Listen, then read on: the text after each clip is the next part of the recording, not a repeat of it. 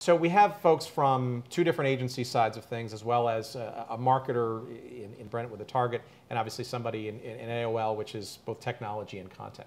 I want to just throw up sort of a jump ball and have each of you sort of tackle this. The medium, what I jokingly call is the medium formerly known as television. Is it as substantial, and will it continue to be a substantial part of the media mix for marketers going forward, or do you see it being challenged by other forms of communication and media that may actually chip away at its supremacy as the industry has kind of deferred over the years too? Why don't we start with you from the digital side? I think it definitely will. I think we touched on it earlier. I think it definitely will. I think we touched on it a little bit earlier. It'll just be more informed. The data points that we will be able to filter back into the decisioning of what we serve on TV will definitely just make it more relevant. It's not going anywhere. It's just going to be more informed and more relevant. Yeah, I would agree completely. I think the data aspect is hugely powerful. The medium itself, from a sight, sound, and motion and storytelling ability, there's nothing rivals it.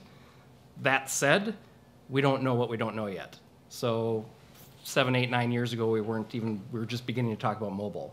We were just beginning to talk about social. So what things pop up from that perspective, I think, will tell a lot. But TV's not going anywhere. It's kind of like the old age question, what is the future of an agency that we've been talking about for the last 10 years? And it's really a ridiculous question. I mean, it reminds me of the late 90s when we were talking about there's this internet thing. Will there be stores in the future? Well, of course there will be stores, and of course there will be agencies. It will just evolve a bit differently, and I think the same will be said with TV as well. Margie? Yeah, I think as the demand for quality content continues to grow, and it will, we're going to see it really taking a stronghold in the media mix. And again, to your point, TV's not going away, but we just have different audiences that we have to reach in different meaningful ways. And they're not always sitting in front of their television, so. And Tracy, with the last word, how do you sort of see those audiences then being found, targeted, put together, and addressed? Yeah, no, it's definitely fragmenting, but it's growing. So TV is up over 8 hours in a household, over 4 hours a day. Sight, sound, and motion is the best. It's here to stay for sure, for sure. Now I think the rest is up to us, like how we stop being so irrelevant with our messaging to consumers and start to stitch this back together. So creative becoming a bigger part of creative it. As well. My answer was really about tech and data, but creative is very important as well. You know, I have several clients that because they're having to serve a mass message to everybody, the message is so watered down that doesn't really speak to the true audience. But as technology and data improves, you'll be able to improve the creative. So I see a creative renaissance coming as well. So let's use that as the last question then. Is the data and the technology and the targeting at the precipice, we're getting so potentially pretty good at that?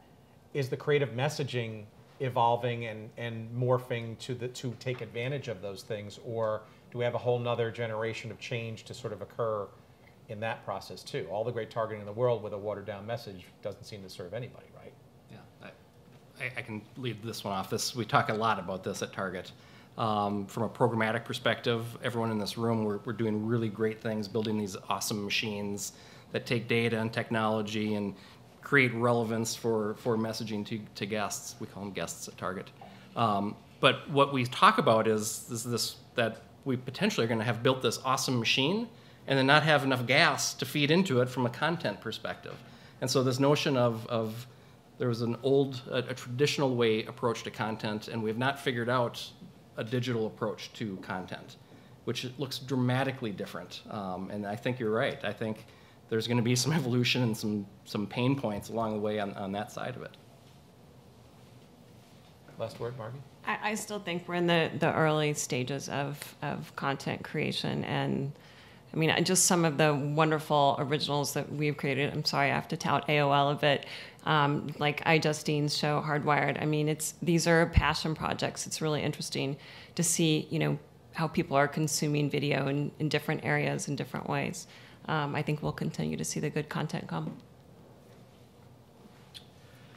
Yeah, the creative is extremely important. Again, we need to close down the feedback loop between the data and analysis to pinpoint and help decision that creative. We're not there quite yet from a TV and a digital standpoint. And it needs to be ingested more and at the table with us from the technology perspective, right? So that this decisioning can happen at a creative level, not just segmenting out targets, right? But what message am I giving them based on where they are and who they are? Topic for our next panel. Right, Andy? Thanks very much, everybody. Appreciate it. Thank you.